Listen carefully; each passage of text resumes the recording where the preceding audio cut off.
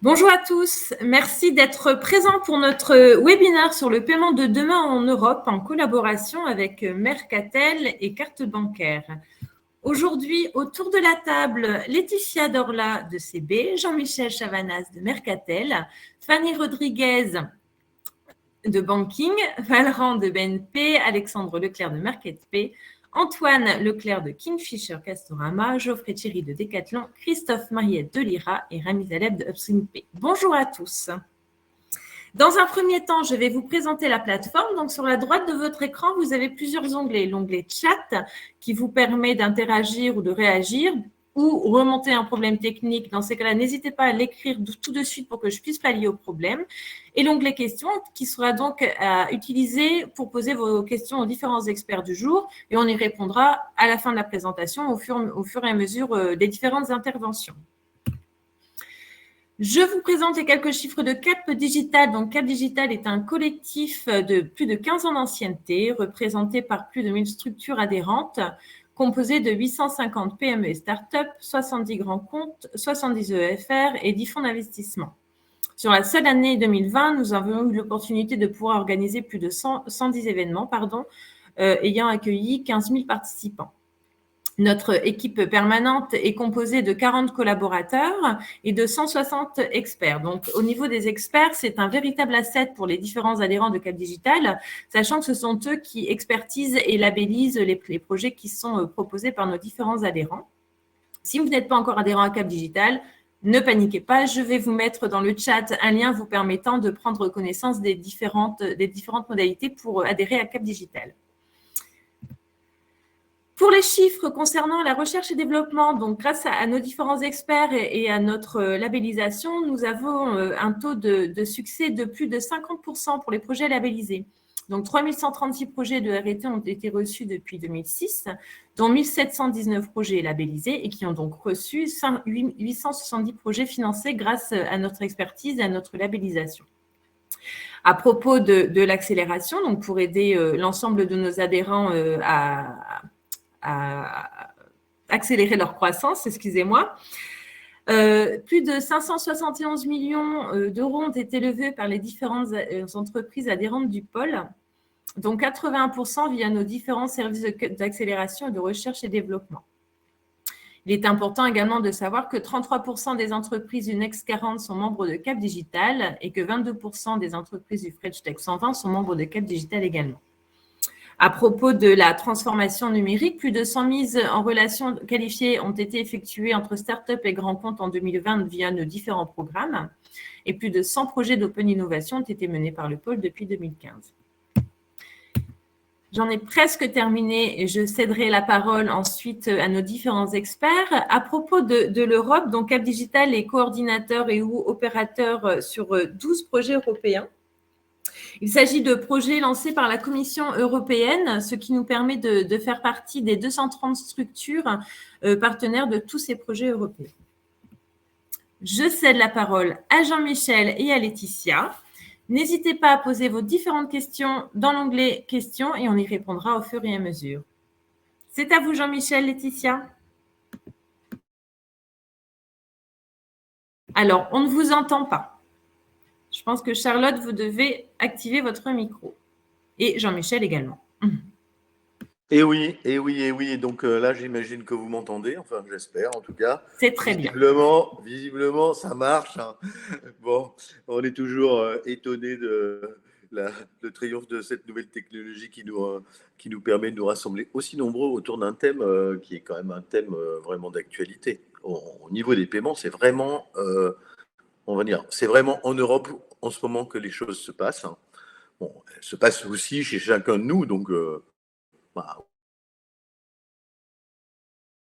En termes de conception, c'est massivement au niveau européen par le niveau européen que le changement est à l'œuvre. Comme on l'avait fait au cours du premier webinaire sur les paiements, hein, on va travailler en 3 phases avec une partie de présentation du sujet, keynote, présentation d'offres d'entreprise dans un deuxième temps, et puis une troisième étape de table ronde. Donc moi, je vais commencer par la keynote sur ces sujets de paiement. Laetitia, peut-être tu veux dire un mot pour carte bancaire. Mais il va te falloir ouvrir ton micro. Bonjour à tous, j'espère que vous m'entendez bien. Merci beaucoup Jean-Michel. Nous sommes ravis d'être recueillis par le Cap Digital pour cette deuxième session numéro 2, donc du coup de la session paiement. Donc cette fois-ci, on va s'intéresser à l'Europe des paiements et aux nouveaux moyens de paiement. Donc l'introduction a été faite par Jean-Michel et Carte Bancaire prendra la suite pour animer la table ronde. Merci. Voilà. Et entre-temps, on aura eu des présentations de BNP Paribas, Marc TP et Bankin. Ok, allez, allons-y pour... moi, j'avais dit que je tiendrais en un quart d'heure, max. Donc, ça va être chaud. Donc, on y va. Donc, trois parties pour cet exposé, cette keynote. La partie évidemment réglementaire, le sujet des paiements, sujet très réglementé, beaucoup de conformité. Alors c'est forcément avantage et inconvénient pour tout le monde, mais on n'y échappe pas. Stratégie européenne des paiements ensuite, puisque depuis septembre de l'année dernière, on a une stratégie européenne des paiements, et c'est un fait extrêmement nouveau. Ça veut dire aussi, si on a une stratégie européenne des paiements, c'est pas simplement un jeu de mots, que le paiement est compris comme stratégique par la Commission européenne, le Parlement et aussi l'Eurosystème.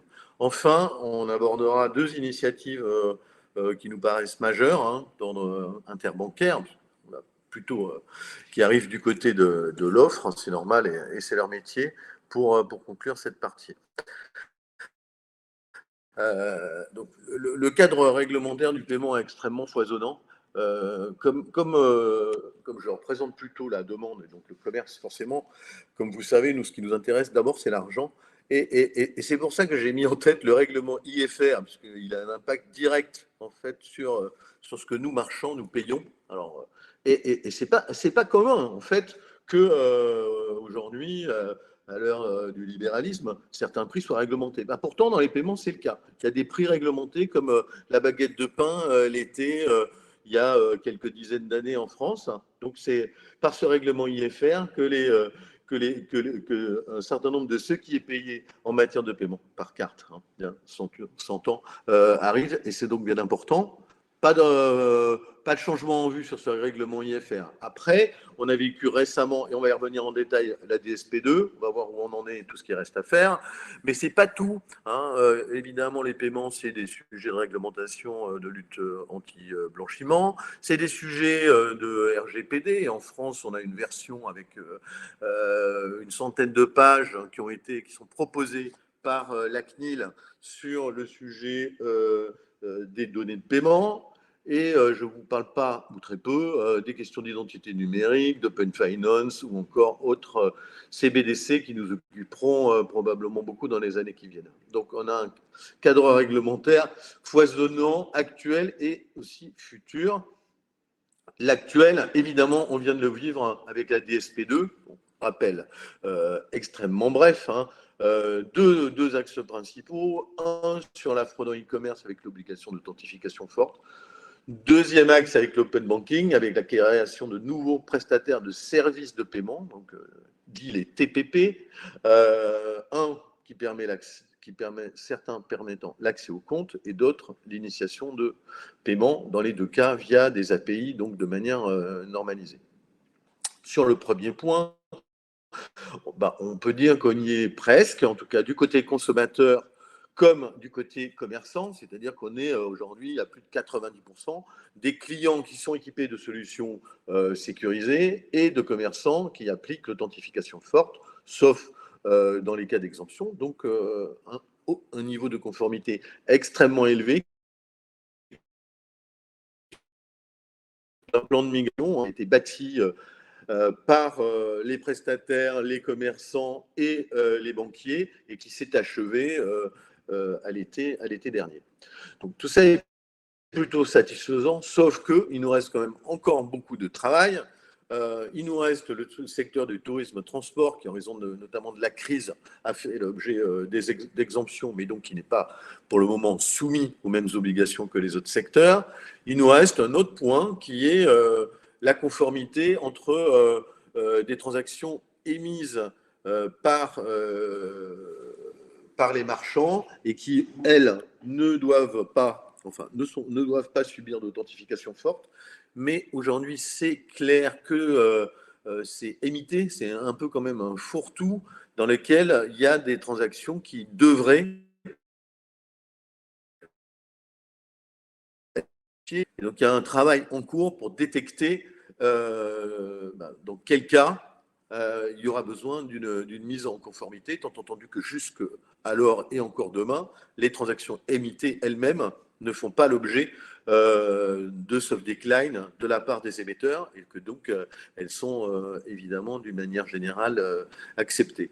L'autre point qui est clair à la suite de cette DSP2, c'est que l'obligation d'authentification forte, ça passe par des outils. Et donc, on a cette même obligation miroir parce que le service et la vente ne s'arrêtent pas. Maintenant, on le sait bien, encore plus depuis la Covid, on fait du 24/24, 7 jours sur 7. Donc, on a besoin d'outils qui soient disponibles en permanence. D'où l'attention et la pression aussi qui est mise par les commerçants pour avoir des solutions de repli dans les cas où on a des problèmes divers et variés qui ne permettraient pas l'authentification forte. Quand on regarde la chaîne qui a été mise en place et qui fonctionne pour que cette authentification forte soit systématique, on peut dire que c'est un miracle que ça fonctionne. Parce que le nombre de cas de figure, le nombre d'interlocuteurs entre un client final qui souhaite acheter et sa banque, en passant par le commerçant, les différents prestataires de toute nature qui sont là aux prises, il y a une espèce de magie à ce que ça fonctionne aussi bien. Néanmoins, la conséquence, c'est que de temps en temps, ça ne fonctionne pas. Et c'est donc bien important d'avoir des outils qui permettent de traiter les cas où justement on a ces dysfonctionnements. Il va quand même falloir s'arrêter aussi sur le sujet de est-ce que oui ou non, on a des résultats. Peut-être que Valorant pourra nous en donner des éléments en avant-première, mais des éléments sur un taux, sur une baisse effective du taux de fraude. On espère qu'on n'a pas fait tout ça pour un taux de fraude qui serait stabilisé ou qui continuerait à être beaucoup plus important que ce qu'on a en proximité. Sur la partie open banking, je dirais c'est un peu moins positif. Donc finalement, on a réussi à disposer d'API, d'initiation de paiement ou d'accès au compte qui fonctionnent à peu près, mais on ne peut pas dire qu'on ait vraiment de développement important en termes de volume. L'initiation de paiement commence à se développer. C'est d'abord ce sujet-là qui nous intéresse en tant que commerçants parce que c'est un moyen pour nous de proposer le virement comme un moyen de paiement à nos clients, mais on est encore dans des volumes très petits. Et donc, je pense qu'il y a encore du travail. Peut-être c'est plus d'ailleurs un travail réglementaire, c'est un travail bilatéral ou multilatéral pour que le virement instantané, l'initiation de paiement se répandent. La stratégie européenne des paiements, je le disais tout à l'heure, elle a été publiée en septembre 2020. C'est une grande nouveauté. Elle a été ensuite confirmée par la Commission, par le Parlement et le Conseil, validée, reprise à son compte par l'Eurosystème. On vous donnera dans les éléments le lien vers ce document, accessible en français et d'une trentaine de pages, qui est écrit de manière très lisible et non technique. Donc, je veux dire, je pense vraiment que tout le monde ait en tête la volonté de l'Europe en matière de paiement. C'est super important.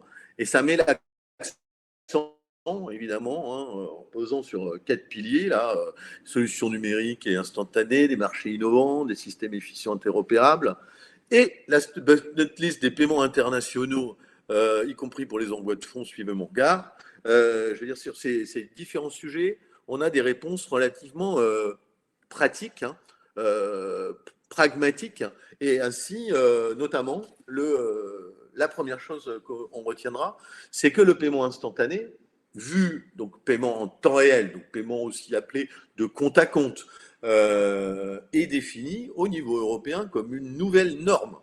Donc là, on n'est pas on n'est pas. C'est donc le futur proche, hein, qui, du point de vue de l'Europe, est annoncé comme étant un paiement en temps réel. C'est un changement extrêmement, extrêmement important qui a évidemment beaucoup de conséquences sur les systèmes qui sont utilisés, à la fois les systèmes de paiement, mais aussi les systèmes de tenue de compte. Donc, ça ouvre aussi des défis, notamment en matière de sécurité, puisque à partir du moment où on est, et c'est le cas pour le virement instantané, dans un cadre irrévocable et instantané, par définition, il y a effectivement un risque qui doit être complètement maîtrisé. Pour que la Commission, elle va au-delà de ça, excusez-moi.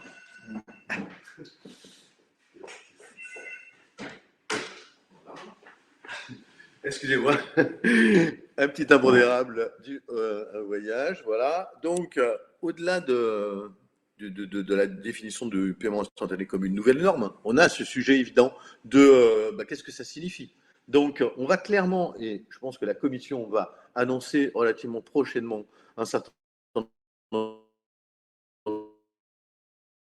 pas sur cette slide, mais certainement vers une obligation pour les différentes catégories de PSP d'accepter ou d'émettre ou de donner la possibilité aux clients d'émettre des virements instantanés. Peut-être une norme européenne en matière de QR code qui permettrait d'utiliser le virement instantané en proximité et non pas seulement dans des transactions ou dans des usages à distance. Peut-être aussi des questions de coût, puisqu'aujourd'hui, le coût, pas partout, mais parfois, est identifié comme un frein important au développement du virement instantané. Et puis aussi, peut-être, pour encourager les acteurs à proposer des fonctions complémentaires comme le remboursement ou le traitement par lot. Bon, bref, une volonté européenne d'installer le virement instantané, mais qui se heurte encore à des freins. En dehors de ça, je retiens aussi dans la stratégie européenne des paiements, la question d'identité numérique. Là, on voit qu'il y a aussi de nombreuses choses qui sont en cours et sur lesquelles on aura probablement l'occasion de revenir au cours de notre troisième opus dans un mois.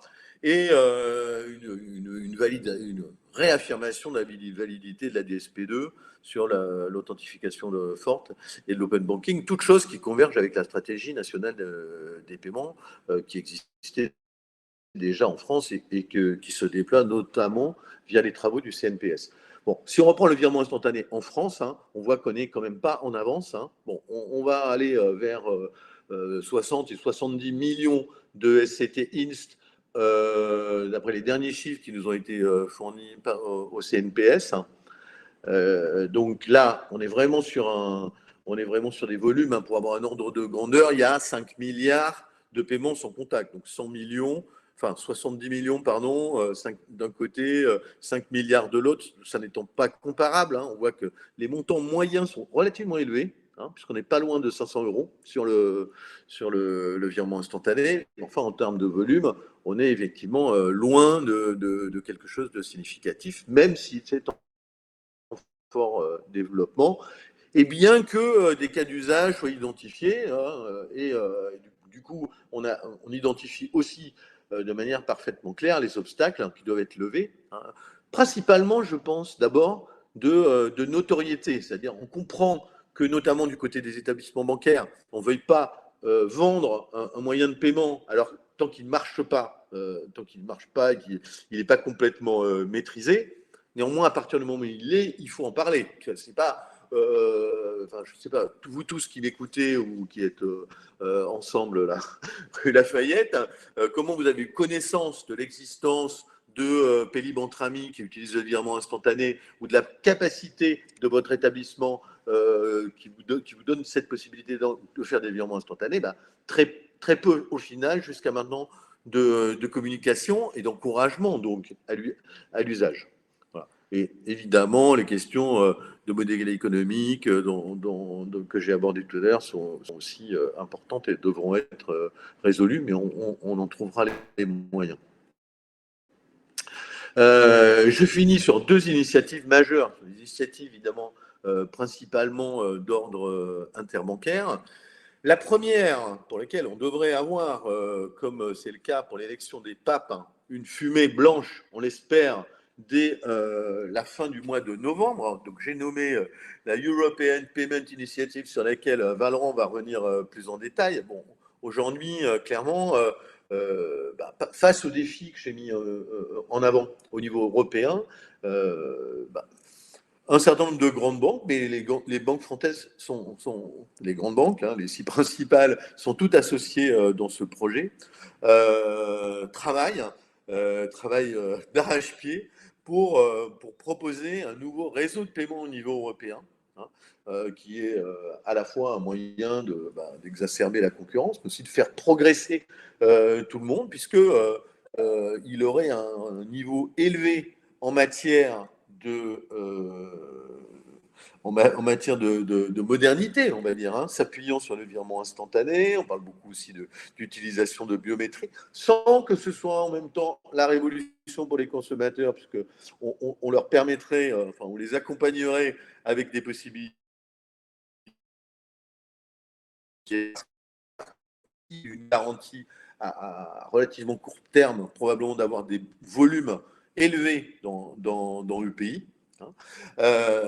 Bon, aujourd'hui, tout ça c'est soutenu hein, évidemment par la Commission européenne et la BCE. Notre regard, nous, de commerçants, il est a priori, bien entendu, positif, hein, dès lors que, comme toujours, hein, on continuera ou on sera associé à la gouvernance de pays, hein, c'est-à-dire que la demande est prise en compte par l'offre, dès lors que le modèle économique, évidemment, ne nous engagera pas vers quelque chose qui coûterait plus cher que les moyens de paiement actuels. Et on veut clairement, hein, aujourd'hui, et on s'est constitué comme ça, participer, en fait, au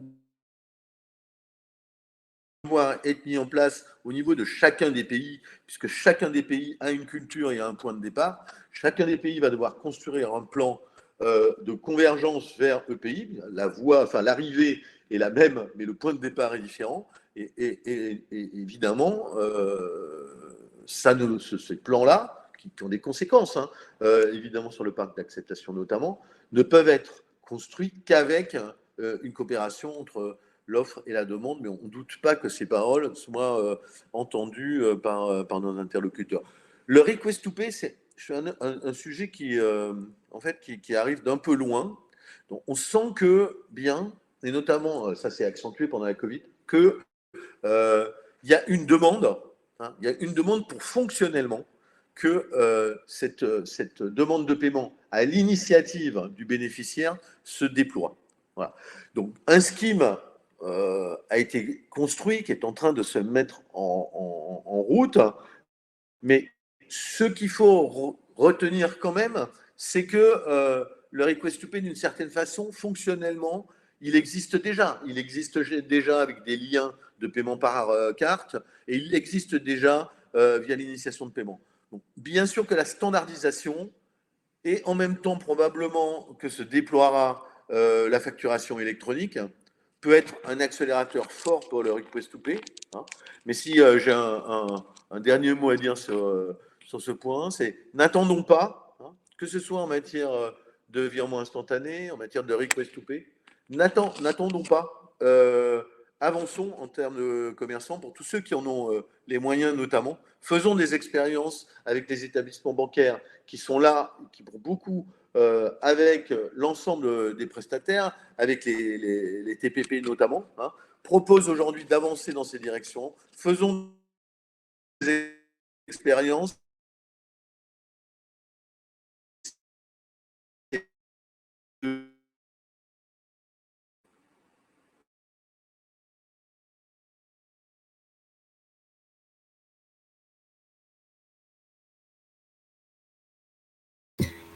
Alors, je pense que nous avons perdu Jean-Michel. Un petit souci de connexion.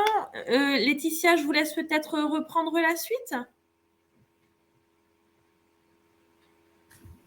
Merci Nadège. Oui, est-ce que vous nous entendez? Très, très bien. Très, très bien. Super. Donc, Jean-Michel était sur le Request to Pay. Et à ce stade, je pense que, j'espère qu'il va se reconnecter sous peu, il mettait en avant donc cette initiative interbancaire qui était un vrai sujet de fond et qui aujourd'hui existait déjà de fait et qui allait pouvoir se développer dans les mois à venir. À ce stade, la prochaine diapo, donc du coup, merci.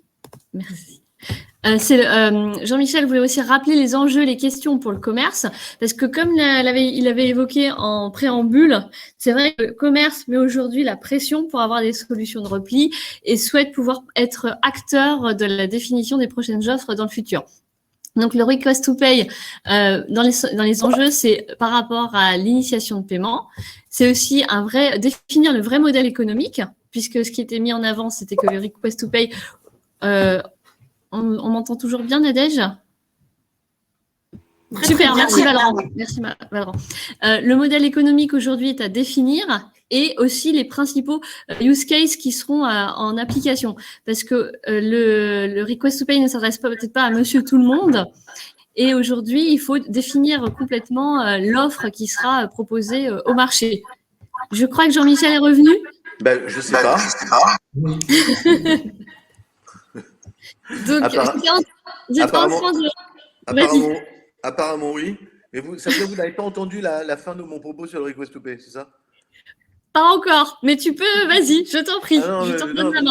C'est difficile de reprendre les affaires, mais je disais, le request to pay, c'est d'abord une fonctionnalité qui est évidente.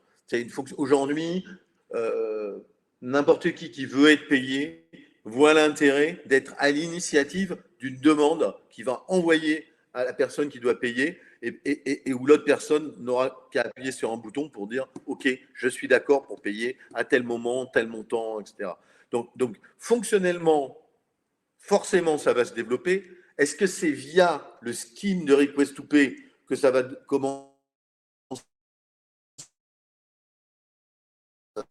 ou il y aura d'autres formes comme l'initiation de paiement qui permettent d'une certaine façon la même chose de manière non standardisée.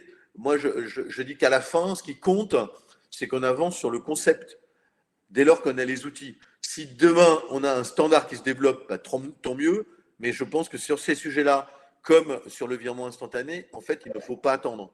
Donc, d'où l'idée, et l'appel un peu à l'ensemble de la demande, de participer à ces évolutions en multipliant, dès lors qu'on en a la possibilité, évidemment, à la mesure de chacun, et en partenariat avec les PSP, TPP et banques, d'essayer au plus possible de lancer des POC, des initiatives. Et on voit d'ailleurs que à proposer fonctionnellement, je dis bien, de la demande de paiement. Bon, il n'y a pas de doute qu'on ira, puisque c'est très lié aussi au développement de la facturation électronique. J'envoie ma facture électronique et en même temps, j'envoie une demande de paiement. Donc, il y a un momentum là sur ce point. Voilà, donc je pense que la meilleure chose à faire, c'est d'être dans le move. Voilà, merci de m'avoir redonné la parole et d'avoir assuré l'intérim, Laetitia. À bientôt.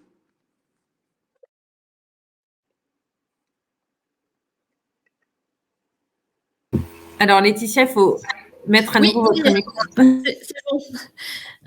Du coup, merci Jean-Michel pour cette première partie et cette première keynote, du coup, qui est très intéressant et qui pose le décor de l'Europe des paiements et des nouveaux paiements à venir.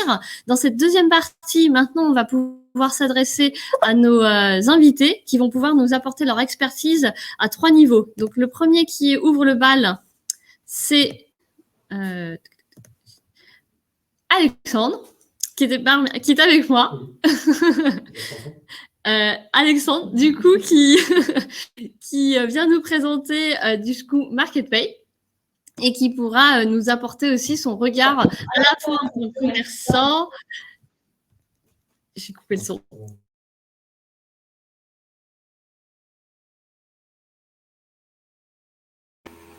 Alors, on a quelques soucis techniques, j'ai bien l'impression. Laetitia, on ne vous entend plus. Alexandre, on ne vous entend pas non plus. En fait, j'avais coupé le micro, Alexandre. j'ai laissé Laetitia parce qu'on était à côté, Nadège, donc je pense que ça devrait être bon maintenant. C'est parfait. Super, en tout cas, on vous entend très bien. Bonjour à tous, merci Laetitia. Effectivement, donc je vais vous parler plus précisément en fait du virement instantané, débroussailler un peu l'histoire, comme Jean-Michel l'a fait avec peut-être un petit cran de plus, et le rôle du PISP en fait dans tout ça, donc l'initiateur de virement. Avant tout, donc ces deux nouveaux statuts qui sont le virement instantané, ce nouveau moyen de paiement qui est le virement instantané et le nouveau statut qui est le PISP sont des opportunités en tout cas pour la communauté des paiements et tous les acteurs du paiement en Europe.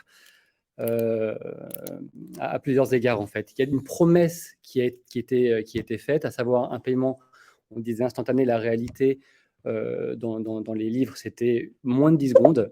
En tout cas, avec MarketPay, nous, le sujet et ce que l'on observe avec les premières transactions, on est plutôt sur 2 à 3 secondes. Une promesse également au niveau des plafonds, maximum de paiement qui était à 15 000 € et qui sont passés de mémoire à 100 000 € en juillet de l'année précédente, et surtout une disponibilité 24 heures sur 24, 7 jours sur 7. Les éléments qui étaient intéressants pour les commerçants et également pour l'intégralité des acteurs, que ce soit dans le B2B ou dans le B2C, c'était la chute et l'arrêt des frontières, des paiements cross-border et qui pouvaient être extrêmement coûteux. On se rend compte dans la réalité que ces limites continuent d'exister. Dans les API, dans les choses qui ont été mises en place et mises à disposition par les différentes banques, on se rend compte que certaines ne sont pas accessibles pour des paiements entre pays.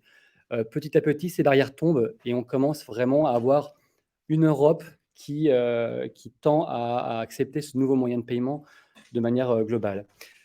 Le deuxième, c'était un moyen de paiement voulu concurrentiel. Par là, je fais plutôt référence au modèle économique, avec l'interchange qui n'existait pas par rapport à la carte. À nouveau, le manque d'homogénéité, le manque de standardisation, peut-être le manque de scheme. Jean-Michel faisait référence à l'EPI. On a aussi d'autres schemes qui sont en train d'être travaillés par l'ERPB ou avec le PCR. Donc, il y a plusieurs initiatives européennes qui tendent à standardiser le moyen de paiement, donc incluant le modèle économique. Quoi qu'il arrive, ce que l'on observe dans les différents acteurs, c'est qu'on est, surtout pour les paniers élevés, sur un modèle économique qui est moins cher que la carte, quoi qu'il arrive. Maintenant, la grosse limite et le frein que l'on observe au niveau de ce couple commerçant-client final, c'est le coût qui est imputé directement, pas toujours, mais par la banque émetteur dès qu'un client émet un virement instantané. Quand on est sur du PISP, donc l'initiation de virement, on se rend compte que l'on peut émettre aussi des virements dits standards, un virement FCT comme on le connaît. Pour le coup, celui-là est gratuit. Mais on perd les bénéfices de ce nouveau moyen de paiement avec l'irrévocabilité immédiate, les fonds qui arrivent pour le commerçant directement sur le compte et ainsi de suite, cette disponibilité H24. Et le dernier élément que j'avais mis, mais pareil Jean-Michel, tu as fait beaucoup référence, c'est les travaux de place, c'est les travaux de standardisation. On parle de QR code, on en reparlera un petit peu après. On parlera des API avec les 3 standards principaux qu'on voit en Europe. On parlera du RTP, ainsi de suite. Donc, il y a quand même ces éléments qui visent à avoir une communauté des paiements européenne fluide, en général. Les points qui sont importants, du coup, les avantages qu'on a pu voir pour les commerçants et pour leurs clients, d'un point de vue TPP, d'un point de vue prestataire de services de paiement, justement, qui propose ce moyen de paiement. Donc, on voit qu'on a un meilleur taux de conversion. Là, on fait référence principalement au e-commerce. Beaucoup de sites, actuellement, utilisent et proposent déjà le virement avec un parcours qui est chaotique, disons-le, extrêmement fracturé avec des reports de pages et des sauts, donc qui est compliqué, mais qui a le mérite d'exister et qui a le mérite surtout de ramener des gros chiffres d'affaires. On a vu dans de la techno, dans du bâtiment ou autre, des paniers qui sont validés, et malgré ce taux de conversion qui est très faible, il est utilisé.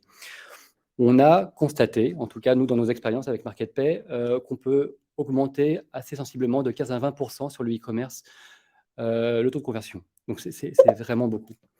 La diminution des coûts, j'en ai parlé précédemment, on a un interchange qui n'existe pas. Donc, on est vraiment sur un taux fixe avec moins d'intermédiaires, en tout cas, dans la chaîne complète. La garantie de paiement, c'est cette irrévocabilité dont on parlait, du SCT. Elle n'enlèvera pas différents problèmes commerciaux qui pourraient être intrinsèques vraiment à tout commerce entre un client et un commerçant. Attendez, j'ai Jean-Michel qui écrit. Ah, pardon. D'accord. Par contre, oui, effectivement, quand on parlait de SCT standard, le paiement, par définition, pourrait être annulé, quand il n'est pas exécuté. Donc, on a quand même ce risque pendant 24 heures à peu près. Et la réconciliation simplifiée, ça, c'est un point qui n'est pas proposé par tous les PISP, tous ceux qui ont ce statut de rôle de facilitateur d'édition de virement. Mais effectivement, la capacité de centraliser tous les virements pour que vos équipes comptables, je parle aux commerçants principalement, les trésoriers, les contrôleurs de gestion puissent lettrer facilement les virements. Actuellement, un virement se fait d'un compte vers un autre compte, sans aucune référence de commande, sans rien du tout. Donc, le lettrage pour les commerçants est compliqué. Le fait d'avoir ce rôle de centralisateur de virement, d'initiateur de virement, permet de proposer cet outil de réconciliation qui est extrêmement utile pour les commerçants.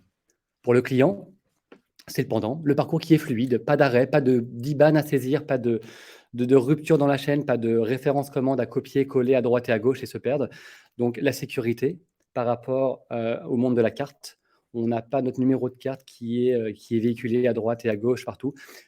C'était un peu le souci et ce qui a motivé une grosse partie de la DSP2. Et à nouveau, le plafond de paiement élevé jusqu'à 100 000 €. La réalité pour le paiement, pour ce plafond du paiement, c'est que les banques teneurs de compte peuvent être, avec leur politique de risque et à juste titre, ce qui est normal, baisser ce plafond. Vous aurez la présentation et vous verrez le parcours justement que l'on propose, plus à titre d'image, cette fluidité dont je parlais précédemment, à savoir on clique sur une page pour faire un virement, on est directement redirigé vers le compte, vers son application bancaire et on valide ça comme un 3DS. C'est extrêmement simple. Le point de faiblesse et le point qui est un peu problématique du coup et ce qui a peut-être freiné l'adoption massive de ce parcours de ce nouveau moyen de paiement, c'est la capacité à couvrir les différents parcours clients, les parcours magasins ou autres que l'on a. Actuellement, sur du e-commerce, j'ai dit standard, c'est extrêmement simple. Un paiement de 100 €, un paiement de 1 000 €, un paiement de 15 000 €, on peut le faire. On clique sur « Je paye en virement ». On est redirigé vers son compte bancaire, vers la page de sa banque. On valide le paiement. Le paiement est fini, sécurisé, simple et efficace. Dès qu'on va être sur un parcours, justement, c'est ce que j'ai mis en parcours de demain, le parcours, par exemple, dans de l'alimentaire, pour lequel le panier n'est pas connu à la fin. Il y a du poids variable avec les fruits et légumes, tout ce qui est frais.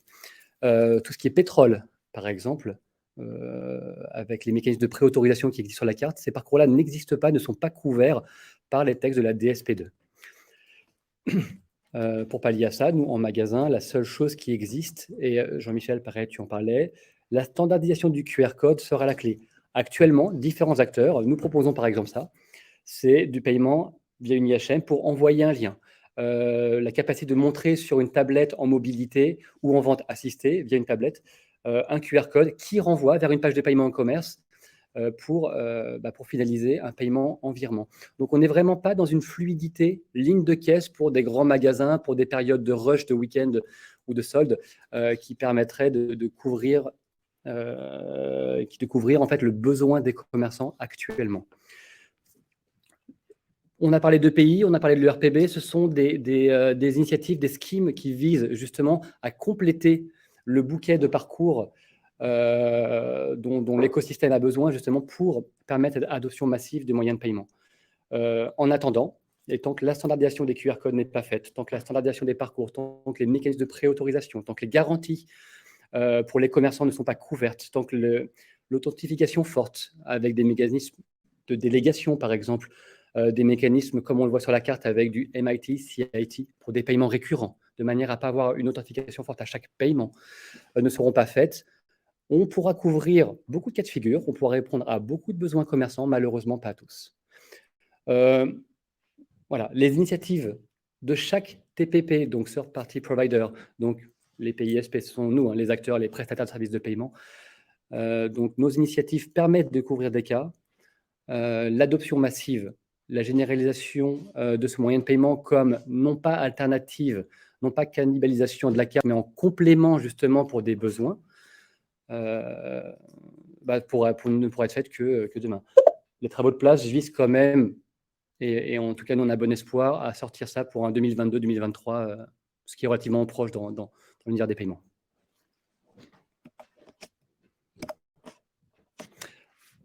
Je pense que je passe la main à Valran. Vas-y.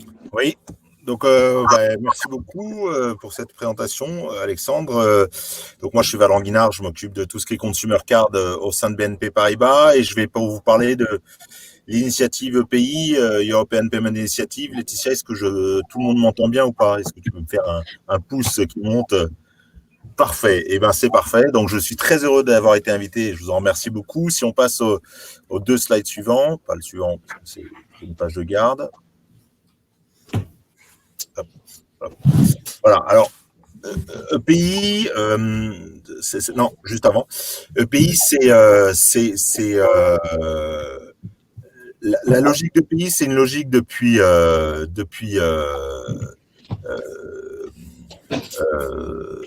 2 ans visant à créer un scheme européen. Alors, on pourrait se dire pourquoi est-ce qu'on veut créer ce scheme européen? Parce qu'on estime qu'il y a un alignement des planètes à l'instant présent pour aller créer une offre de paiement sur l'expérientiel carte, l'expérientiel wallet au niveau de l'Europe avec des mêmes règles, des mêmes fonctionnements et des mêmes principes pour ce scheme. Et en fait, pourquoi est-ce qu'on a un alignement des planètes? On a un alignement des planètes d'abord côté banque, où très clairement, on souhaite remonter dans la chaîne de valeur du paiement sur l'aspect scheme, qui soit aussi bien sur l'aspect scheme que l'aspect processing de la transaction sur l'ensemble des transactions européennes. Ça, c'est la première chose. Donc, ça, c'est le souhait côté banque. Le souhait côté marchand, c'est un constat qu'on a fait quand on a commencé à travailler avec les équipes de pays, de constater que quand on est un marchand avec un footprint européen, de type Kingfisher, par exemple, qui est présent pendant cette conférence, on a une logique où on est obligé de s'interfacer avec 49 domestic schemes sur toute l'Europe, ce qui est absolument gigantesque et pose une contrainte. Vous partez d'un IT encaissement qui est unique souvent chez les marchands fortement intégrés, et d'un seul coup, quand vous arrivez sur l'encaissement qui finalement est assez central, qui doit être le plus neutre possible, mais assez central, parce que c'est là où ça fait rentrer le chiffre, vous avez besoin de vous faire 49 connexions. C'est absolument gigantesque et on estime qu'on peut faire mieux certainement.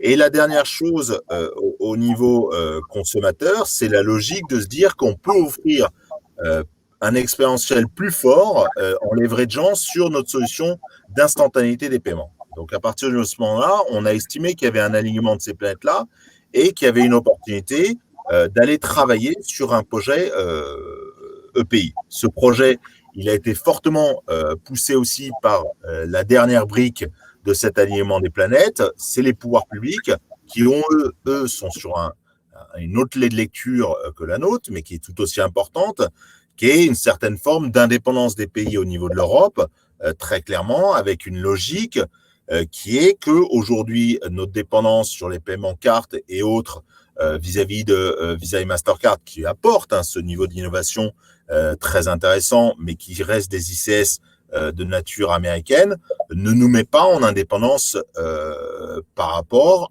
au champ européen des paiements. Et donc, à partir de ce moment-là, il y a une poussée des pouvoirs publics qui s'est notamment traduit il y a quelques jours par une lettre signée par tous les ministères des Finances disant qu'ils appelaient très clairement à ce que l'initiative EPI soit concrétisée, donne un go. Jean-Michel citait tout à l'heure qu'effectivement, il y a une période clé qui va arriver dans les semaines à venir sur un go-no-go decision sur cette initiative. Et effectivement, vous le voyez, c'est fortement poussé aussi par l'Union européenne. Et donc, la mission de pays, c'est de créer un univers digital et carte unifié sur toute l'Europe pour pouvoir pousser de la valeur ajoutée vis-à-vis des consommateurs, des marchands et des banques et des services providers. Une fois qu'on a dit ça, qu'est-ce que c'est la value proposition de pays? La value proposition de pays, c'est une logique d'une offre duale, une offre sur les rails cartes classiques. Donc, c'est ce que vous avez à gauche de votre slide. C'est donc une carte EPI slash un ICS, évidemment, pour les transactions hors zone euro, donc qui opérera ce qu'on appelle les transactions domestiques, donc c'est-à-dire les transactions dans le pays d'émission de la carte, les transactions intra, c'est-à-dire les transactions entre pays européens, et les transactions internationales basculeront sur un ICS de type Visa, Mastercard, par exemple. Ça, c'est le premier rail classique qu'on trouve, qu'on présente chez un marchand en présentant sa carte et qu'on utilise soit chez un marchand, soit en e-com, soit parfois en P2P selon les natures des solutions proposées par les différents acteurs. C'est une solution assez classique. La seconde solution aussi que EPI va présenter, c'est une solution de type wallet. Donc là, on est plus si on devait trouver de l'inspiration sur des inspirations de type Asie, où là, vous allez trouver une value proposition commune au sein de pays avec un wallet permettant à la fois de digitaliser, de virtualiser sa carte de paiement ou de faire un système où on va directement aller générer un paiement au sein du wallet sans même passer par les rails. Et donc, tout ça nous permet de couvrir l'ensemble des use cases du paiement aujourd'hui, que ce soit POS, e-com, P2P, P2P Pro. Et le tout repose sur un asset qui est très intéressant et qui a été développé depuis quelques années au sein des banques, et Jean-Michel le mentionnait, c'est un asset d'instantanéité des paiements, c'est-à-dire que toute cette architecture, elle est leveragée sur une logique, et c'est nouveau pour nous, au niveau des établissements bancaires, elle est leveragée sur une logique d'instant payment end-to-end entre l'issuer, le consommateur et le marchand.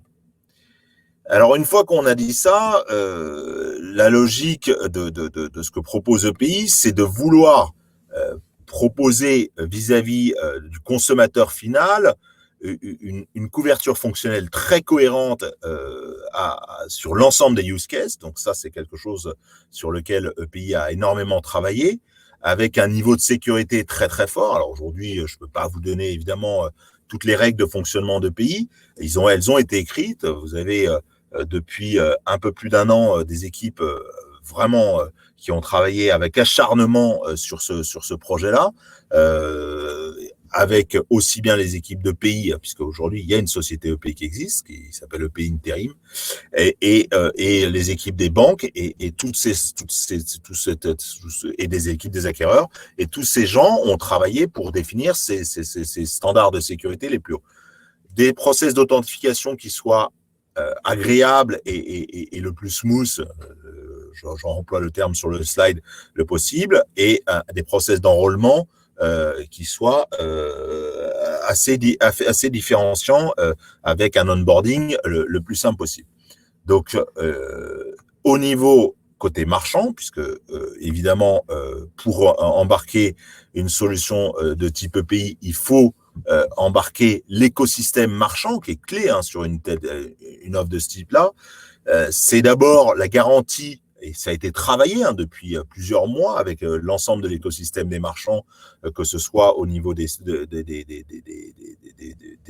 marchands au niveau domestique, avec Mercatel par exemple, mais aussi avec les marchands au niveau Europe, avec Eurocommerce. Et ça s'est répliqué dans chacun des pays. C'est quelque chose qu'on a travaillé énormément. Et donc, l'idée, ça a été de créer petit à petit des added value services qu'on trouvera dans la value proposition de pays. Je vous en ai cité un, l'instantanéité, c'est quelque chose qui est extrêmement intéressant, des capacités de financement, de data analytics, de loyalty embarquée à l'intérieur de pays. Donc ça, c'est des choses qui sont en train d'être travaillées. La capacité à intégrer de manière facile et sans aller complètement devoir recréer sa chaîne d'encaissement, parce que les marchands, ils ont autre chose à faire que les repiloter tout l'encaissement. Donc, je dis pas que ça sera comme ça, mais je dis juste que ça a été travaillé de manière à être le plus smooth possible et le plus attractif possible. Le point aussi du pricing, il a été mentionné par Jean-Michel et il a raison. Évidemment qu'il faut un prix attractif quand on est EPI. Sans ça, évidemment que les marchands, sans ça, ne vont pas basculer. C'est bien la logique qui a été mise en œuvre dans ce travail-là sur la création d'un modèle économique suffisamment attractif pour que les marchands se projettent dedans. Et enfin, évidemment, l'avantage clé vis-à-vis des marchands que EPI arrive, c'est au lieu d'avoir une multitude de solutions auxquelles vous vous connectez demain, vous vous connecterez sur une seule et unique solution pour tous vos paiements au niveau européen.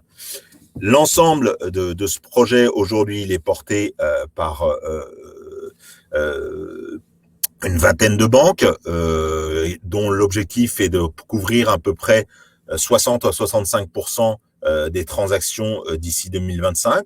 Vous avez à peu près tous les grands acteurs des différents pays qui sont aujourd'hui EPI interested, on pourrait dire, l'Espagne, la France, la Belgique, la Hollande, l'Allemagne, la Pologne et la Finlande. Donc toutes ces banques se sont rassemblées autour des équipes d'EPI Interim pour créer tout cet écosystème. Et vous avez aussi, côté acquéreurs, les plus grands acquéreurs qui sont bien présents sur ce travail aussi, avec les deux grands acquéreurs européens que sont Worldline et Nets, qui nous permettent d'aller déployer cette solution. Et donc l'ensemble de ça vise à créer cet écosystème et ce nouveau scheme européen à partir de 2022, qui va petit à petit ensuite partir sur un roll-out dans les années à venir. Voilà. Merci beaucoup, Valorant. C'est très difficile de te couper la parole parce que le sujet EPI, on en entend beaucoup parler, on a assez peu d'informations finalement, donc c'est pour ça qu'on t'a volontairement laissé ton temps de parole. Je te remercie beaucoup pour ton intervention. Je propose qu'on passe à Fanny Rodriguez de Bankin pour la partie TPP. Fanny, c'est à toi. Avec le micro, c'est bon? Super. Merci beaucoup. Merci pour l'organisation Cap Digital, Mercatel Carte Bancaire de ce webinaire et merci pour l'invitation. Je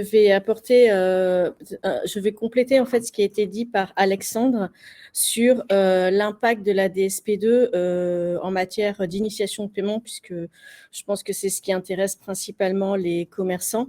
Donc, on ne va pas parler texte, on ne va pas parler SCA et des sujets qui fâchent, mais plus du côté positif de la DSP2 et de ce qu'elle peut apporter en matière de paiement. Donc, ça, juste pour donner une idée, donc, moi je dis toujours, on critique beaucoup la DSP2, mais on oublie juste son atout fondamental en France, c'est qu'elle permet l'initiation de paiement qui n'existait pas avant, ça existait dans d'autres pays et ça n'existait pas en France. Le paiement par virement en France n'était pas adapté pour le commerce pour des raisons historiques, c'est principalement la carte qui est utilisée.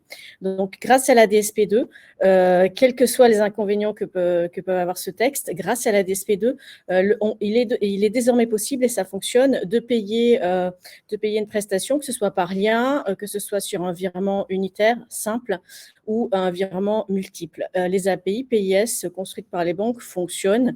Bien entendu, elles peuvent toujours s'améliorer, mais ça fonctionne globalement. Et il est donc possible, globalement, non, elles fonctionnent en fait. On demande d'autres fonctionnalités et des enrichissements, mais elles fonctionnent.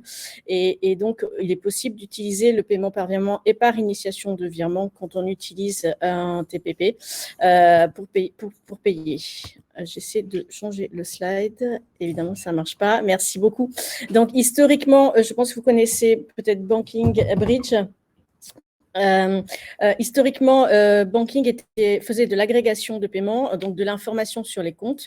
Si vous avez 4 comptes dans 4 banques différentes, l'application Banking vous donne une vision globale de tous ces comptes et ne faisait pas de paiement parce qu'en France, il n'y en avait pas. Dans d'autres pays, c'était l'inverse. Vous aviez plutôt des initiateurs de paiement et ils ne faisaient pas l'agrégation. Donc, en France, vous aviez des fintechs qui faisaient de l'agrégation, qui donnaient une vision consolidée des comptes, mais pas de paiement. Et avec la DSP2, le paiement se développe. Donc là, vous avez sur le slide quelques exemples de ce que proposait Banking, c'est-à-dire tout ce qu'on pouvait faire en matière d'agrégation, donc d'informations sur les comptes.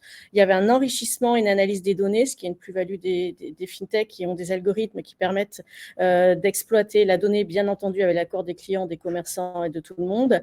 Et désormais, il y a également un gros travail qui est fait sur la connaissance du client, des offres KYC, et la possibilité donc de payer. Et donc j'utilise l'ordinateur très gentiment passé par Alexandre pour pouvoir changer les slides parce que ça ne marche pas sur mon ordinateur. Donc ça, c'est juste pour vous donner un exemple. Coopération, voilà, vous pouvez voir MarketPay Bridge. Donc ça, c'est un exemple des clients que nous avons chez nous. Nous avons 2 marques, j'aurais peut-être dû commencer par ça. Banking fait plutôt le B2C, donc c'est l'application qu'on utilise dans la vie quotidienne. Bridge, c'est la partie business, B2B, donc destinée plutôt aux commerçants. Et donc, Bridge se développe fortement suite à la DSP2 avec des offres en matière de paiement. Les challenges que nous avons pour le parcours client dans le e-commerce, vous les connaissez tous. C'est bien entendu se faire payer, mais avant de se faire payer, c'est bien de connaître ses clients. Et donc, on propose des parcours qui permettent cette connaissance des clients de manière la plus simple possible. Alors, on dit toujours plus de 3 clics, c'est que notre parcours, il ne va pas. Facilité de paiement, donc pour pouvoir proposer plusieurs moyens de paiement. Réconcilier, la réconciliation, c'est quelque chose de très important pour que, surtout en matière de virement, il n'y ait pas de souci, tout soit pré-rempli, et donc un parcours le plus simple possible. Normalement, la plus-value d'une fintech, c'est le parcours simple, en 3 clics, intuitif et totalement sécurisé, mais la sécurité ne se voit pas, elle est derrière. Donc, on donne l'impression que tout est simple alors que ça ne l'est absolument pas. Bon, ça, c'est un historique. Donc, Banking existait et Bridge aussi depuis une dizaine d'années. C'était plutôt la partie B2C qui était développée. Vous avez compris que maintenant, c'est Bridge qui se développe et la partie B2B. On est agréé comme toutes les fintechs, c'est-à-dire qu'on a le même régulateur que les banques. Concrètement, c'est la CPR et le même interlocuteur. Donc, ça veut dire quand même qu'une fintech est quand même, une structure solide. C'est un établissement de paiement. Le principe, c'est même business, même règles. C'est-à-dire que quand nous avons la même activité que les banques, nous appliquons les mêmes règles. Ce qui veut dire aussi que ces règles sont parfois lourdes sur des petites structures, mais pourtant, elles sont toutes respectées. Et on absorbe le coût qui est lié à des règles qui s'appliquent aussi bien aux banques qu'à des PME. Donc, les solutions, bien entendu, il y a toujours le respect du GDPR, c'est fondamental, respect des données du client, tout se fait avec son accord, et même chose côté commerçant. Et encore une fois, moi je dis toujours qu'une fintech ne peut pas se relever d'une faille en matière de sécurité ou de protection de données. Nous n'avons pas la structure financière des banques, donc nous n'avons pas droit à l'erreur concrètement là-dessus. Voilà, on n'a pas droit à l'erreur. Donc, tout est fait pour que la sécurité soit au maximum de ce qu'elle doit être.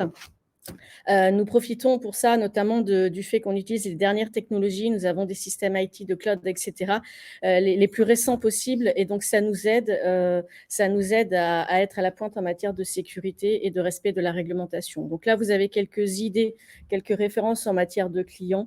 Vous aurez les slides, donc vous pourrez jeter un coup d'œil si ça vous intéresse. En matière de clients, on a aussi bien des structures régulées, pas régulées, des fintechs dans le domaine bancaire, des commerçants. Il y a à peu près tout, en fait, des néobanques. Donc, le profil est très divers en matière de clients en fonction des besoins. Donc, ça a été dit un peu par Alexandre. La nouveauté, encore une fois, la DSP2, c'est cette introduction en France de la possibilité de payer par virement et par initiation paiement. C'est un moyen de paiement complémentaire à la carte. Moi, je ferai pas, je ne dirai pas de mal de la carte. La carte est un très beau moyen de paiement. Pour être très clair, il y en a qui le font. Ça ne sera pas mon cas, mais qui répond pas à tous les besoins. Il y a des plafonds, etc. Donc, c'est un moyen de paiement complémentaire à la carte. Donc elle a certes un coût, la carte bancaire, mais si elle a un beau succès en France, c'est aussi qu'elle a des avantages. Donc voilà, donc c'est un moyen complémentaire tout bêtement à la carte, et c'est toujours bien d'avoir le choix. Donc la carte, comme tout moyen de paiement, a ses avantages et ses inconvénients. La carte présente donc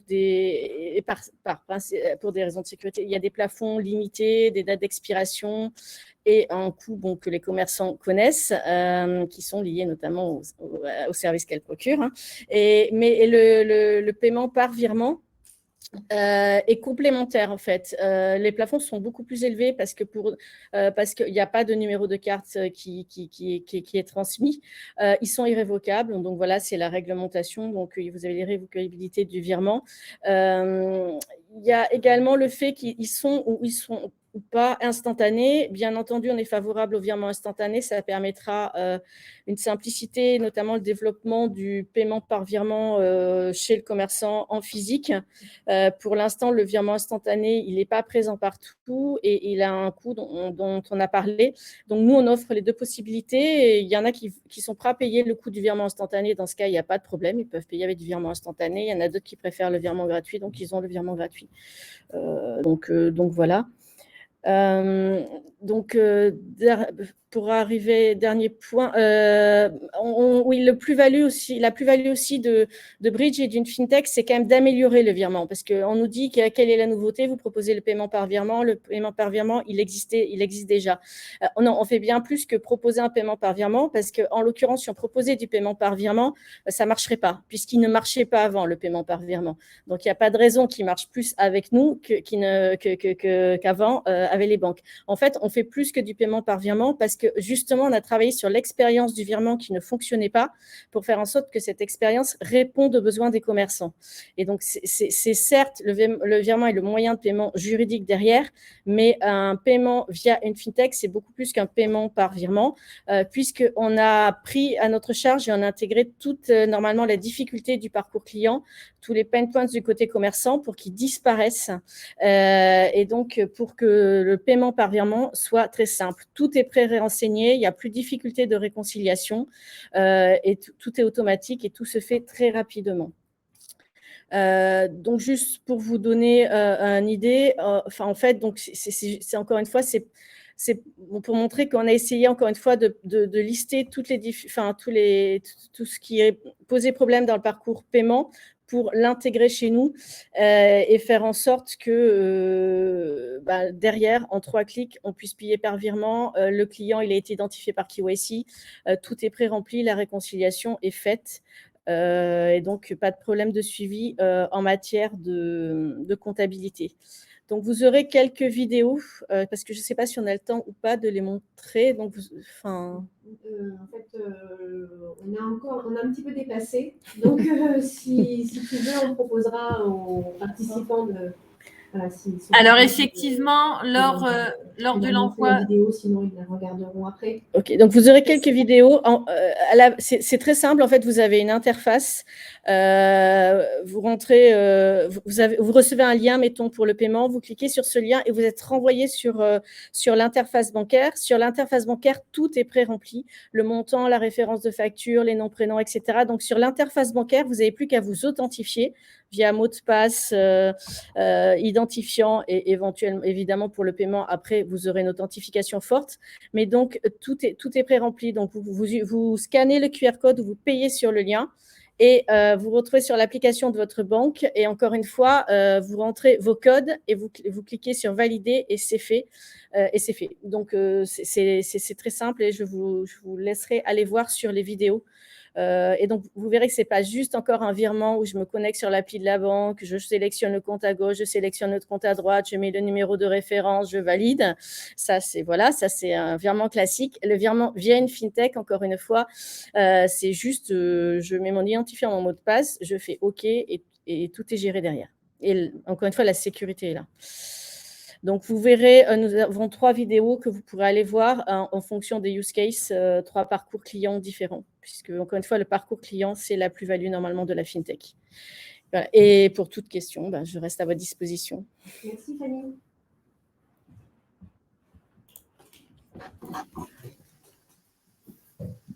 Merci beaucoup, Fanny. Donc, Fanny, tu termines la session des 3 interventions avec Alexandre de MarketPay, Valorant de BNP et donc, du coup, avec Bridge et le virement instantané. Nous continuons, du coup, cette session sur la 3e partie et dernière partie, qui est la table ronde. Pour cette table ronde, nous allons accueillir 4 personnes, du coup, qui vont nous apporter un regard tout à fait différent. Donc, on va accueillir Antoine de Castorama, Geoffrey de Decathlon, Christophe Mariette de Lyra et Rami de Upstream Pay. Donc, merci à vous d'être là. Est-ce que en 1 minute maximum, Antoine, tu veux nous présenter rapidement ta structure? Et je te redonne le son, du coup. Bien sûr, je prends le son.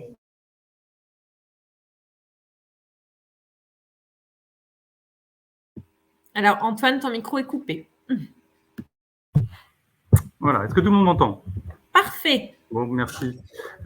Oui, donc je représente les deux enseignes Castorama et Brico Dépôt sur la France, donc ils font partie du groupe Kingfisher. Et je vais pouvoir vous faire un retour parce qu'effectivement, nous, on a monté un pilote depuis 6 mois sur le virement instantané. On l'a monté non pas sur nos sites VAD, mais bien en proximité. Donc, c'est en magasin qu'on offre la capacité aux clients de payer par virement instantané. On utilise également des fintechs et puis notre partenaire bancaire avec lequel on a monté ce pilote. On a voulu le monter pour remplacer le virement classique dont on a parlé tout à l'heure, qui présente beaucoup de difficultés en termes administratifs, en termes de gestion, en termes de back-office et de réconciliation. Donc pour nos équipes et pour les clients, c'est beaucoup plus facile. Et puis on a voulu, vous l'avez dit, lever certains freins liés au plafond de cartes qui fonctionnent partiellement. On aura peut-être l'occasion d'en revenir, mais effectivement, les plafonds de 100 000 euros, aujourd'hui, on ne les voit pas. C'est plutôt, on est aujourd'hui sur des plafonds de 5 000. C'est souvent lié en fait au plafond de virement classique qu'ont les clients, et donc on n'a pas en tout cas ces niveaux-là de plafond. Voilà.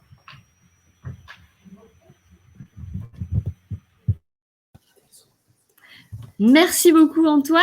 Est-ce que Geoffrey, du coup, tu veux nous présenter en 1 minute également Decathlon, le défi d'1 minute?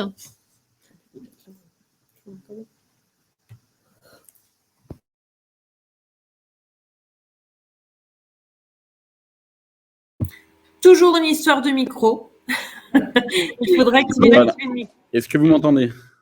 Parfait. Parfait. Donc, Geoffrey Thierry, je représente la société Decathlon. Nous, on est très intéressés aussi par tout ce qui concerne les paiements par lien, tout ce qui va être les nouvelles façons de payer qu'on a évoquées. Et on utilise aussi, on a un pilote actuellement sur du remboursement de clients via des liens pour des commandes qui posaient problème jusqu'à maintenant dans nos use cases. C'était les quelques miettes qui posaient problème lors de remboursement de certaines commandes online. Et on a fait appel à quelques fintechs pour proposer justement un système de remboursement via ces liens.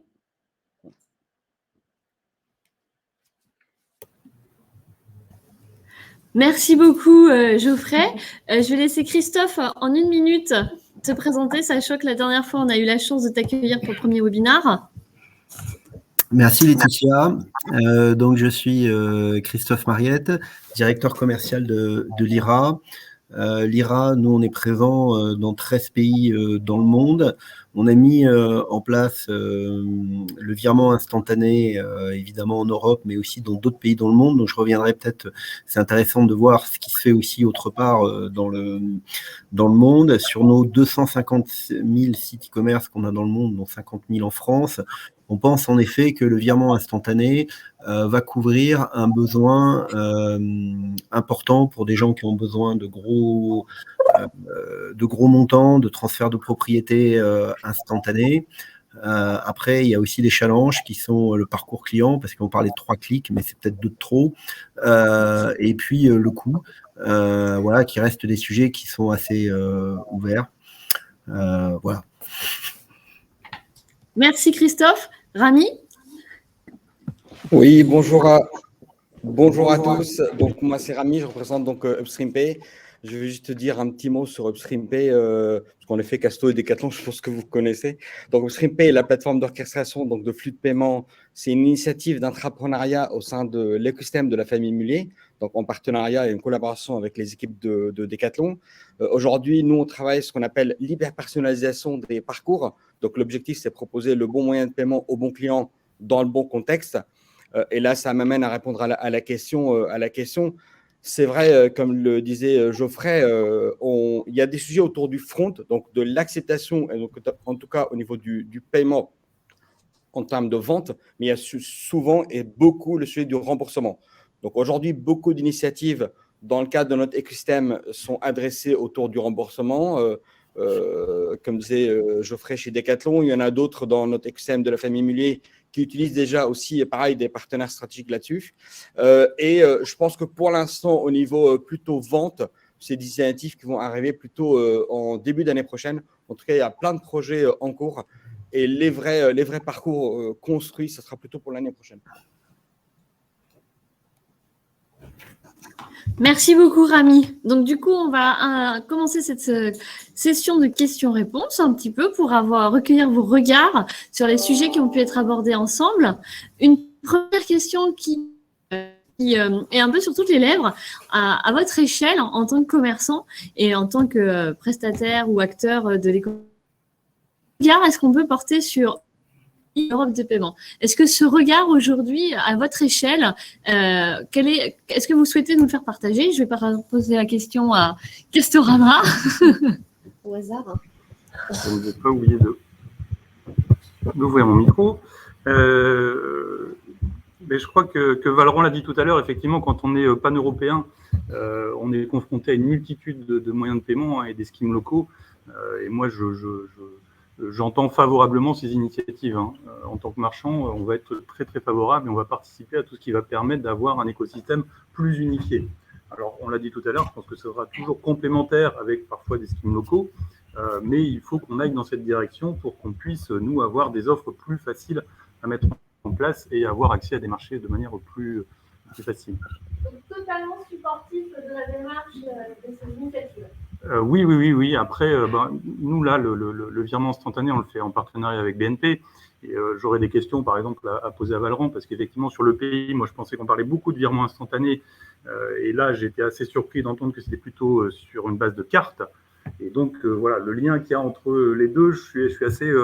on pourra en discuter, mais effectivement, je pensais qu'on allait un peu plus loin que finalement rester sur un modèle carte plutôt classique. Mais on aura peut-être l'occasion d'en rééchanger. Une petite surprise à l'avance de cette présentation. Oui. D'accord. Et en tant que Decathlon, est-ce qu'on partage ce même côté supportif? Je partage également ce même côté supportif parce qu'on est également implanté dans de nombreux pays pour faire pas mal d'appels d'offres. On arrive à s'entendre et à avoir une certaine cohérence sur des points juridiques, sur d'autres points techniques, etc. Et c'est vrai que ce qui peut bloquer, c'est justement du pur technique de moyens de paiement finalement. Avoir un vrai côté standardisation grâce à EPI, ça serait vraiment pour moi l'attente principale et bien sûr derrière pour avoir aussi une réduction des coûts grâce à cette standardisation. Alors, est-ce qu'il y a un souci aussi majeur du client final?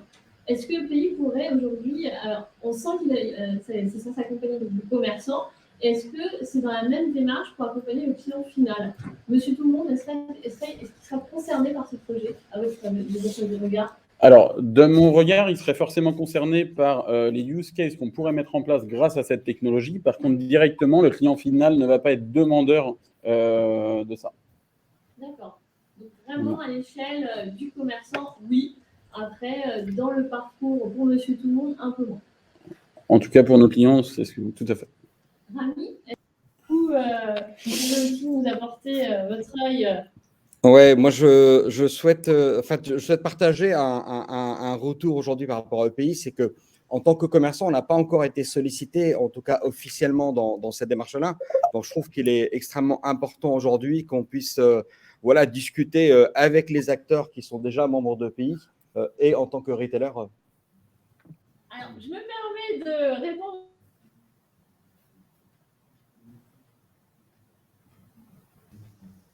Est-ce qu'on m'entend bien? Merci. Bien. Alors, je me permets de rebondir sur la dernière phrase de Rami qui dit « À l'échelle de commerçant, on n'a pas été sollicité » parce qu'il y a un espace dialogue qui a été ouvert au sein de Carte Bancaire et plusieurs d'entre vous ont été contactés pour pouvoir discuter ouvertement avec les équipes de pays pour définir ensemble la trajectoire et l'envie aujourd'hui de pouvoir participer. Et Alexandre, qui fait partie de ce groupe, souhaite du coup réagir. C'est bon? Oui, non, on a NDA justement, donc je ne vais pas en dire beaucoup. Hein. Mais effectivement, les commerçants, enfin, je prends une casquette, je prends Carrefour là-dessus, commerçants, effectivement, ont été sollicités. On partage justement sur les besoins des marchands, tant au niveau de la France avec le Conseil consultatif du commerce, effectivement, qu'au niveau de l'Eurocommerce. EPI a délégué en fait une personne avec qui on échange régulièrement. Voilà. Maintenant, pour être transparent, c'est vrai qu'on est très très attentif à cette information. Donc, on remonte des besoins sur de la concurrence, sur des craintes que l'on peut avoir sur le business model, sur le délai d'implémentation, des coûts d'implémentation pour les marchands. Ça reste un investissement conséquent, potentiellement, on n'en sait pas plus. Et c'est vrai que le dialogue est ouvert, dans un sens pour l'instant, et on verra les réponses parce que, comme le disait Jean-Michel, la prochaine échéance à venir sera clé justement pour pouvoir avoir les éléments de retour avec la nouvelle organisation de pays. Tout à fait. Donc, le canal est ouvert, amis, le dialogue est établi et toutes les bonnes volontés sont les bienvenues. À ce stade, Charlotte, est-ce que du coup, on peut passer à la deuxième question? Oui, on va enchaîner sur la partie Open Banking. Moi, j'aurais une question pour les différents intervenants à la table ronde. En matière d'Open Banking et d'initiation de paiement, est-ce que vous pensez que ces sujets-là, et l'IRA, bien entendu, que j'oubliais, vous êtes à distance, Christophe, et comme la majorité des intervenants sont présents face à moi, je suis un peu troublée. On est en train d'apprécier le mode mix présentiel-distanciel, donc je reprends ma question. En matière d'open banking, pour vous intervenants, est-ce que vous pensez que ça répond à un réel besoin du marché aujourd'hui? On va commencer par Christophe qui est à distance.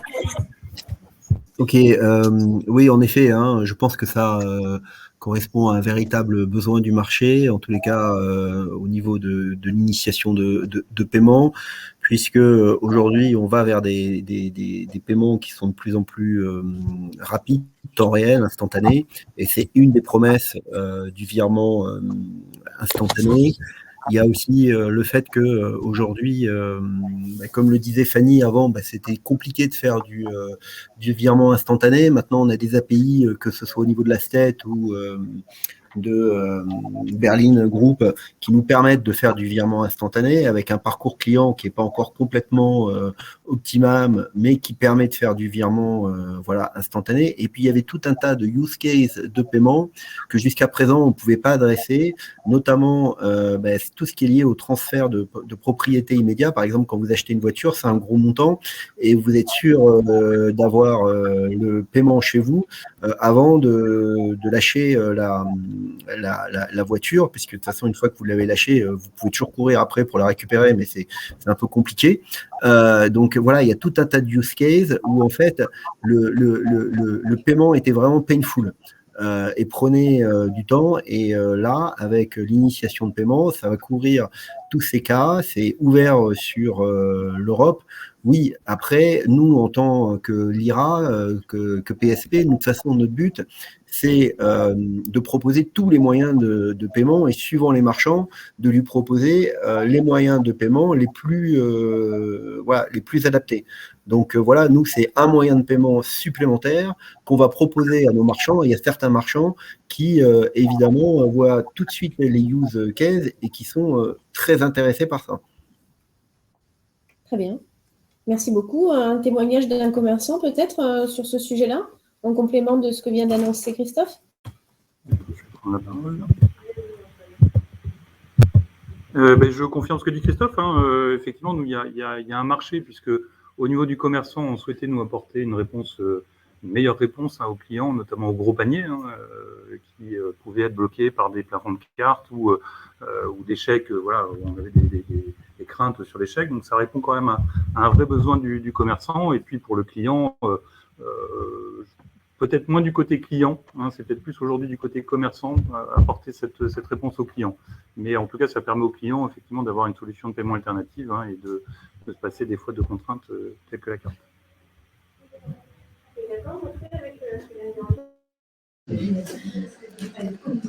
Alors, je suis tout à fait d'accord avec ce qu'a dit Antoine, d'autant plus, moi, sur un moyen de paiement qui me tient à cœur par rapport aux clients qu'on peut avoir, qui est le chèque, qui baisse, mais qui reste quand même pour une partie de notre clientèle un moyen de paiement très important.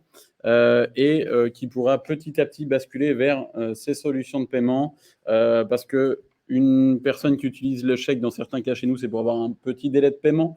On ne se voit pas lui proposer un paiement plusieurs fois ou ce genre de choses qui pourrait en plus la mettre dans une solution délicate. Grâce à ces moyens de paiement-là, on aurait une solution alternative au chèque voilà, qui nous permettrait d'envisager la fin du chèque tout en gardant un niveau de service optimal pour nos clients.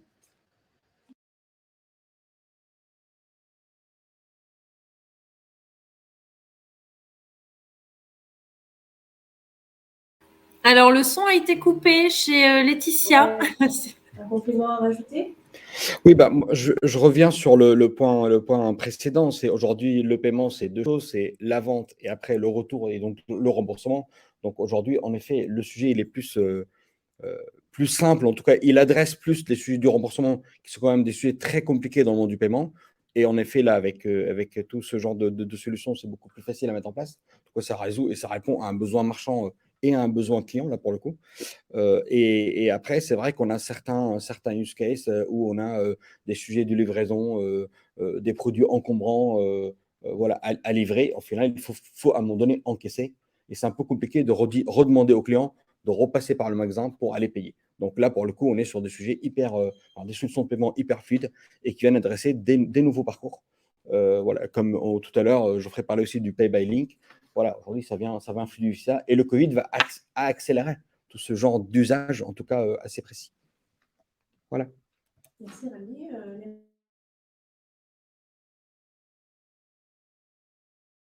Ou on en reste là? Je rappelle aussi aux participants qui sont encore nombreux qu'ils peuvent toujours intervenir et poser leurs questions sur le chat. Du coup, j'en profite pour dire que dans le chat, par rapport à l'intervention d'Antoine sur le fait qu'il y avait une priorisation pour la carte, il a été mis du coup dans le fil par Valorant Guinard qui participe activement au projet et Ludovic Francesconi que le projet EPI repose vraiment sur les deux jambes, carte et wallet.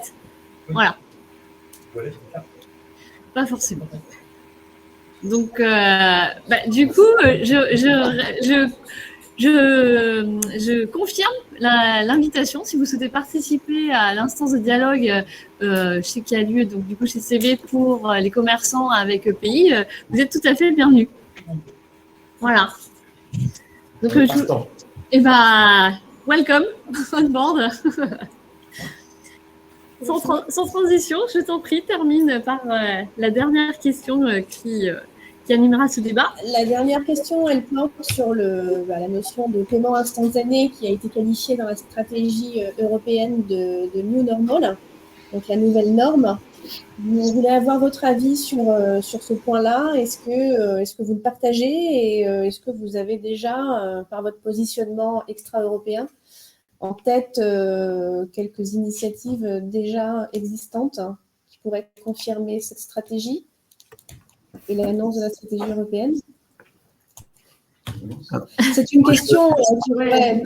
Je peux peut-être intervenir sur ce sujet. Nous, chez Lyra, on est donc présent en Inde. En Inde, ils ont mis en place UPI, qui est le virement instantané. Et en fait, le volume a été multiplié par 100 en 4 ans. Aujourd'hui, je viens de regarder là les chiffres. Au mois d'octobre, ils ont fait 4 milliards de paiements en virement instantané. Nous, ça représente chez nous à peu près un paiement sur 2. Alors, pourquoi ils sont arrivés à de tels chiffres?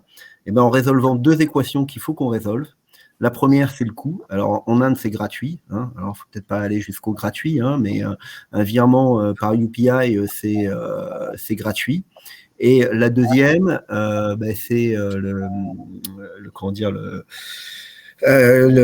l'utilisation, hein, le parcours client. En fait, il faut un clic. Nous, on en est à 3. Parce que en fait, il faut choisir la banque dans laquelle vous êtes. En Inde, en fait, vous avez une adresse qui vous est propre. Et dans cette adresse, vous avez à la fois votre banque et le wallet que vous utilisez. Donc, il suffit que vous tapiez votre adresse, qui est quelque chose, pour que ça déboucle tout de suite par un virement instantané.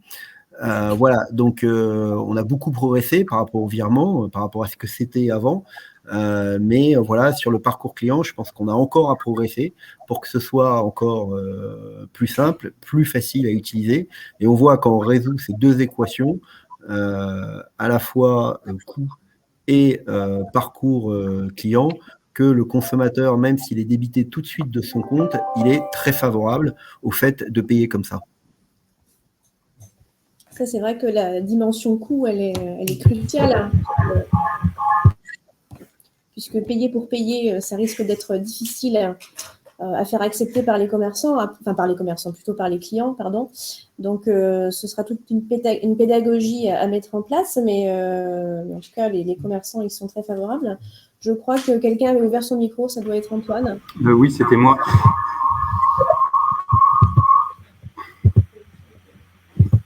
Oui, c'était moi. En tout cas, sur le coût, effectivement, nous, aujourd'hui, les clients ne le voient pas comme un frein. Et en fait, c'est plutôt pour des gros montants. Donc, c'est facilement absorbable. Et on se rend compte qu'en fait, les banques ne l'appliquent pas systématiquement. Les 1 euro dont on parle, c'est ça. En fait, ils ne l'ont pas systématiquement. Donc, c'est assez surprenant, mais ce n'est pas facturé par les banques de manière systématique.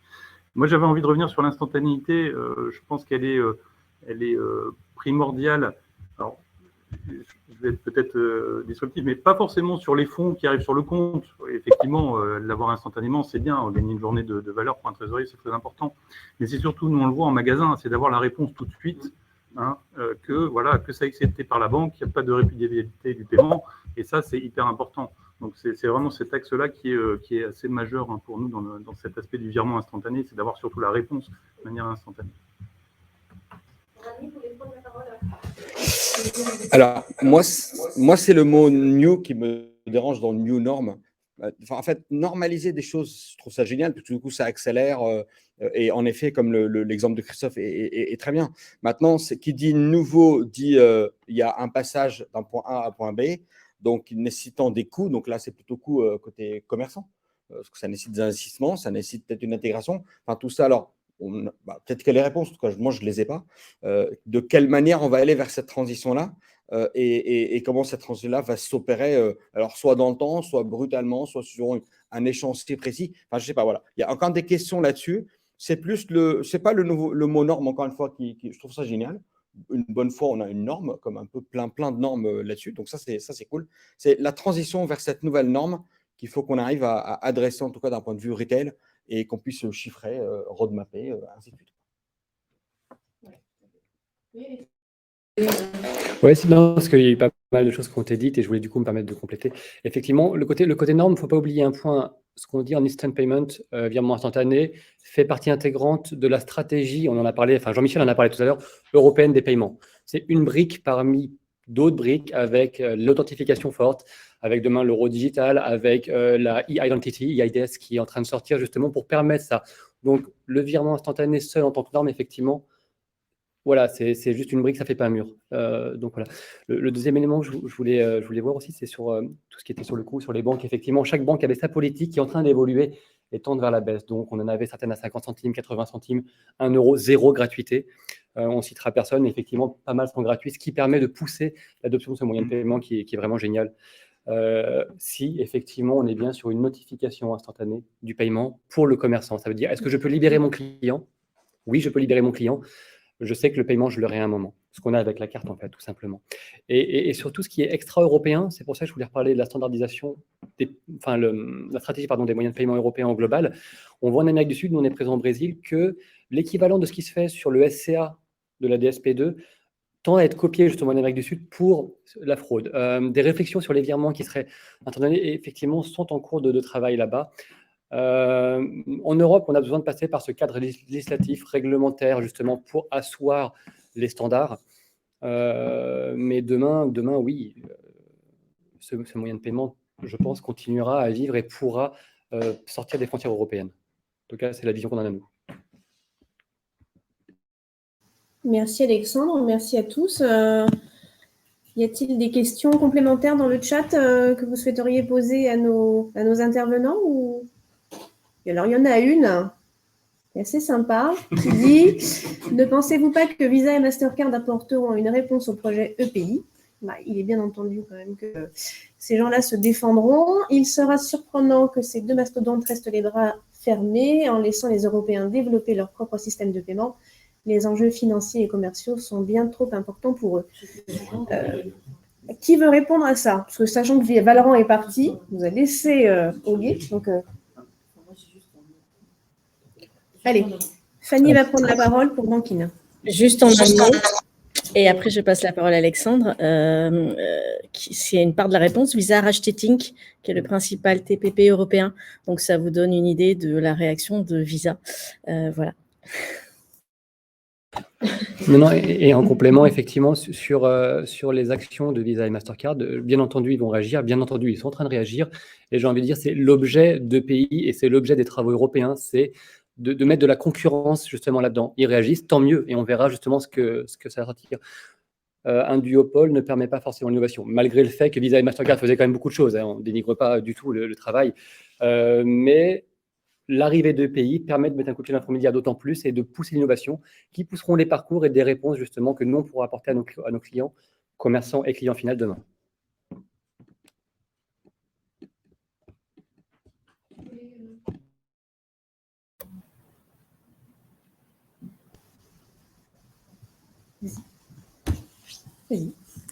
Alors, il est 16h06, on devait terminer à 16h. Moi, je pense qu'on a fait un bon tour de piste sur des sujets qui sont bien vastes. On aurait pu rester encore plusieurs heures ensemble. Il est clair que ce sujet, on est vraiment à la croisée des chemins. Les paiements aujourd'hui qui étaient relégués à un moment uniquement à une étape technique, interviennent de plus en plus dans un parcours client, dans un parcours marketing, et on sent bien que le commerçant et le client ont leur dernier mot à dire. Donc aujourd'hui, les principaux acteurs de l'écosystème en ont pris conscience. Le EPI est une des réactions du coup de cette importance de pouvoir s'approprier le sujet, s'approprier sous l'angle, comme je l'avais dit, marketing, client, mais se l'approprier sous l'angle souverain, c'est-à-dire que l'Europe puisse se doter de ses propres solutions de paiement et puisse aujourd'hui avoir la main sur comment elle souhaite dans l'avenir réagir par rapport à ce qu'elle proposera à ses clients de demain.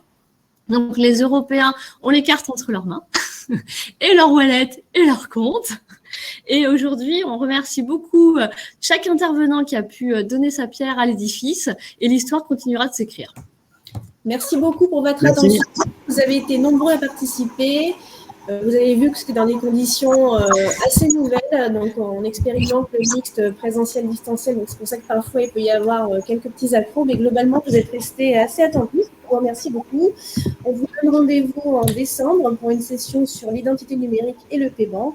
Donc, ce sera le 14 décembre avant les fêtes. On vous y attend nombreux. Et d'ici là, portez-vous bien. Et pour toute question, n'hésitez pas à revenir vers nous, que ce soit côté carte bancaire ou Mercatel. Merci à tous. Excellente journée à vous. Au revoir. Merci Cap Digital. À bientôt. Au revoir.